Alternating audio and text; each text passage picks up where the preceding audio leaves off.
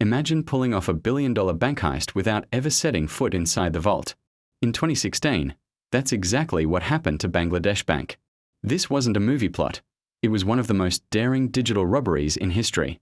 It all started with a simple email. A fake job application from a person who didn't exist, sent to a bank employee. When that email was opened, it unleashed a sophisticated virus, giving hackers complete access to the bank's network. For an entire year, they lurked in the shadows, unnoticed. Then, on a Friday, a crucial printer malfunctioned. This printer was supposed to record multi-million-dollar transactions. By the time it was fixed, it was too late.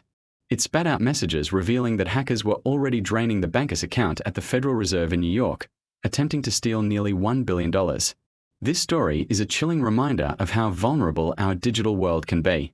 The culprits are still out there. Don't forget to like and subscribe for more incredible true crime stories. In the shadowy world of cybercrime, some heists don't involve masks and getaway cars, but lines of code and digital deception. Tonight, we're re-diving deep into one of the most audacious digital robberies in history, the Bangladesh bank heist of 2016. Imagine a group of thieves trying to steal $1 billion without ever setting foot inside a bank. This is that story. Our tale begins not with a bang, but with a click. A full year before the heist, in early 2015, an email landed in the inbox of several Bangladesh bank employees. It looked harmless, a job application from someone named Raisal Alam. It even had a resume attached. But Raisal Alam wasn't real. And that resume? It was a Trojan horse, a sophisticated piece of malware designed to breach the bank's digital fortress. An employee downloaded it, and just like that, the hackers were in. For an entire year, they lurked in the shadows of the bank's network, learning its systems, its procedures, its every secret, all while the bank operated as usual, completely unaware of the digital ghosts in their machine. The hackers patiently waited for the perfect moment to strike. They chose a long weekend in February 2016, specifically a Thursday night. Why? Because Friday and Saturday are the weekend in Bangladesh, while Sunday is the weekend in New York. This timing was genius. It created a 4-day window where communication and response times between the Bangladesh Bank in Dhaka and the Federal Reserve Bank in New York, where Bangladesh kept its foreign currency reserves, would be severely delayed. The stage was set for an almost perfect crime. As Thursday evening fell in Dhaka, the cyber criminals made their move. They logged into the banker system using stolen credentials and began firing off dozens of transfer requests through the SWIFT network, the global messaging system banks use for international transactions. Their target was the nearly $1 billion held in Bangladesh bankers' account at the New York Fed. The requests were sent to accounts scattered across the Philippines and Sri Lanka, all controlled by the hackers. 35 transfer requests, totaling $951 million, were sent out into the digital ether. The heist was officially underway. The first sign that something was terribly wrong came from a seemingly mundane source, a faulty printer. On Friday morning, employees on the 10th floor of the bank's Dhaka headquarters noticed the printer that logged all the SWIFT transactions wasn't working.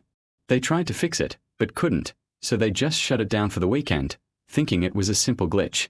Little did they know, the hackers had deliberately disabled it to hide their tracks.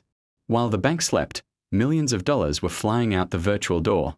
By the time the printer was finally fixed on Saturday, it spat out a horrifying series of messages from the New York Fed, confirming that massive sums of money had already been transferred. The alarm bells finally started ringing, but it was almost too late. Panic erupted.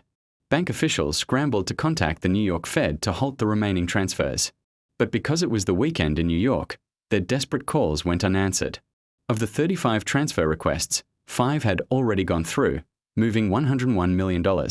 Luckily, a simple spelling error in one of the later requests raised a red flag at a routing bank. The beneficiary was listed as the Shalika Foundation, a misspelling of foundation. This tiny mistake triggered a manual review, which led Deutsche Bank to seek clarification from Bangladesh Bank. This single typo was the thread that unraveled the whole scheme. The New York Fed, alerted to the suspicious activity, blocked the remaining 30 transactions, saving over $850 million. But $101 million was still gone. $81 million had been wired to accounts in the Philippines, where the money was quickly laundered through the casino system, making it nearly impossible to trace. Another $20 million went to Sri Lanka, but that transfer was reversed thanks to another spelling mistake and the quick action of a local bank. The investigation that followed revealed a complex web of international criminals, likely state-sponsored hackers from North Korea known as the Lazarus Group. The Bangladesh bank heist stands as a chilling reminder of the vulnerabilities in our interconnected financial world. It was a digital ghost story that exposed how lines of code could be more powerful than guns, and how a single click could set in motion a billion-dollar disaster. The hunt for the stolen money and the masterminds behind it continues to this day. Thanks for watching, and don't forget to follow for more incredible true crime stories.